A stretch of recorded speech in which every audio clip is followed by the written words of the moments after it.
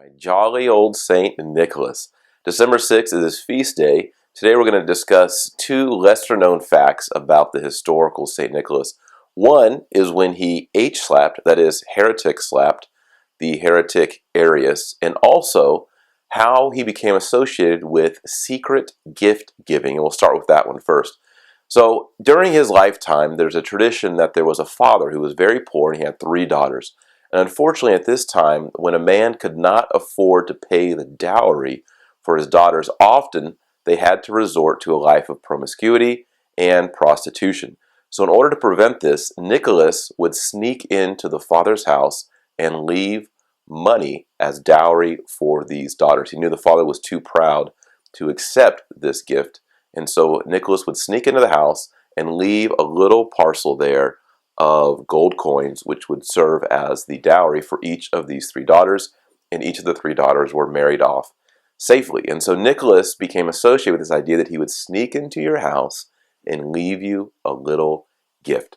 Now, the second thing about Nicholas that's really interesting, it's a legend related to the heretic Arius. Arius was the father of a heresy called Arianism. Arianism denies that Jesus is fully God. Arius says there was a time in which Jesus didn't, or the second person of the Trinity, the Logos, did not exist. That Christ himself was a creature, not consubstantial with the Father. Now, at the First Ecumenical Council in the year 325, Constantine called together all the bishops to discuss and debate this heresy. And Arius was invited, and he was allowed to stand up and present his version of this doctrine, which was heretical. And as he was explaining his heresy and how Christ was not fully divine, Nicholas, who was present, just couldn't take it. So he stood up, walked over there, and just slapped Arius across the face. And all the bishops were horrified that another bishop would actually use violence against another man in this doctrinal setting. And so they stripped Nicholas of his episcopal dignity and threw him out of the council. Well, later that night, Christ and the Virgin Mary, and this is depicted on Byzantine icons, reveal themselves to Nicholas and thank him for defending the true faith, the Catholic faith, and that Christ was fully God.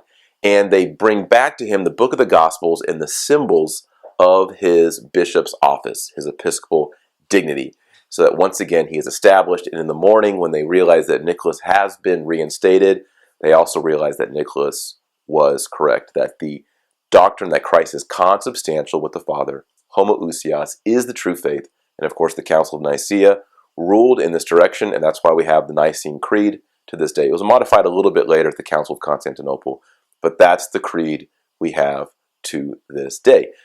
In the next video, I'm going to tell another colorful story about the heretic Arius and how he died in a public restroom during a bowel movement. You're not going to want to miss that story. Hey, I would love to hear from you if you have other stories about St. Nicholas or the early church. Please leave a comment about this video over at taylormarshall.com. Just go over there and leave a comment. You can also get a free book.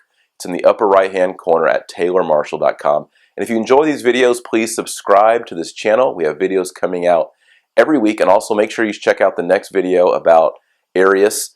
And thanks for watching. We'll see you next time. Happy Advent. God bless.